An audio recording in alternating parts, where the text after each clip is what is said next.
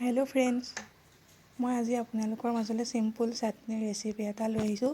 ইয়াৰ বাবে মই লৈছোঁ বুট, মান ধনিয়া, আদা নহৰু, নৰসিংহ আৰু জলকীয়া 7-8টামান।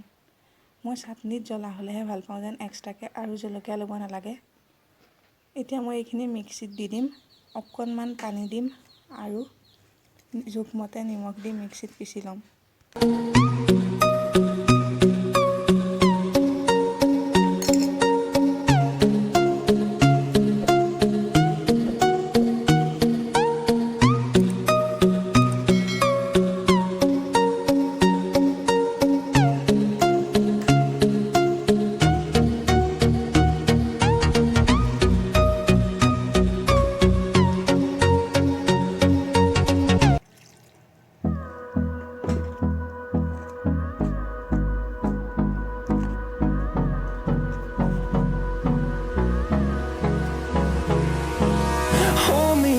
Till I get up.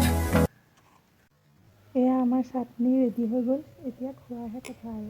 এই চাটনিটো মোৰ খুবেই প্ৰিয়, সেইবাবে মই আপোনালোকৰ মাজত শ্বেয়াৰ কৰিলোঁ। আপোনালোকে খায়নে নাখায় এনেকৈ জনাবচোন। এই চাটনিটো আপুনি পকৰি, আলু চপ, ভাত, ৰুটি সকলোৰে লগতে পৰিৱেশন কৰিব পাৰে। চিম্পুল চাটনি, ভাল লাগে। ভাল পালে জনাব।